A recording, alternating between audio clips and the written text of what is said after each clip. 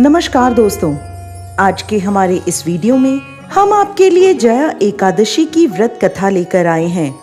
कई वर्षों पूर्व स्वर्ग लोक में राजा इंद्र राज्य करते थे। उनके लोक में सभी देवगण प्रसन्न थे। परिजात पुष्पों से लदे नंदन वन में एक दिन देवराज इंद्र सोमरस का पान कर रहे थे। अप्सराएं उन्हें प्रसन्न करते हुए नृत्य प्रस्तुत कर रही थीं और कई गायक सुंदर संगीत प्रस्तुत कर रहे थे। मुख्य संगीतज्ञ चित्रसेन अपनी पत्नी मालिनी और पुत्र माल्यवान के साथ वहां उपस्थित थे। वहां एक पुष्पवती नाम की अप्सरा भी थी जो माल्यवान की तरफ आकर्षित हो गई। उन दोनों को एक दूसरे के प्रति आकर्षित देख देवराज इंद्र क्रोधित हो गए और बोले, हे मूर्ख, तुम दोनों मुझे प्रसन्न करने का आडंबर कर रहे हो, लेकिन तुम दोनों की एक दूसरे के प्रति आसक्ति मुझे स्पष्ट दिख रही है। इस भरी सभा में तुम दोनों ने मेरा अपमान किया है। मैं तुम्हें श्राप देता हूँ। तुम दोनों इसी क्षण पिशाच योनि धारण कर लोगे, पति पत्नी के रूप में मृत्यु लोक में जाओगे और वहां अपने पाप कर्मों का फल भुगतोगे।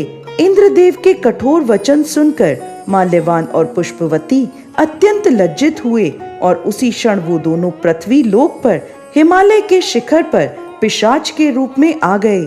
चारों ओर बर्फ ही बर्फ थी, ना खाने को कुछ था और ना ही पीने को। वो ठंड से कांप रहे थे। उन्होंने एक गुफा में शरण ले ली। एक दिन माल्यवान ने अपनी पत्नी से कहा, ना जाने हम कौन से पाप कर्मों को भुगत रहे हैं। इस प्रकार दोनों ठंड में गुफा में बैठे रहे। शीतलहरों के कारण उन्हें रात भर नींद नहीं आई और सारी रात जागते रहे। भगवान श्री हरि का ध्यान करते रहे।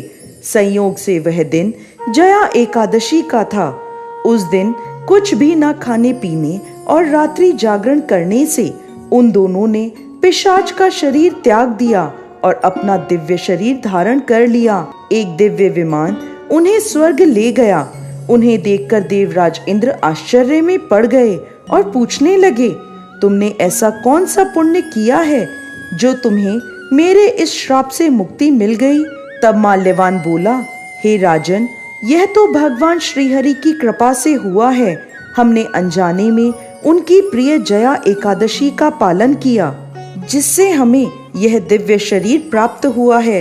यह सुन इंद्रदेव बोले, श्रीहरि की भक्तिमय सेवा से मैं तुम्हें स्वर्ग में पुनः स्थान प्रदान करता हूँ।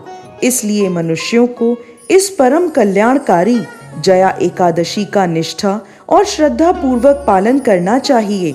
इस दिन किया गया उपवास जीवात्मा को वैकुंठ की प्राप्ति करवाता है।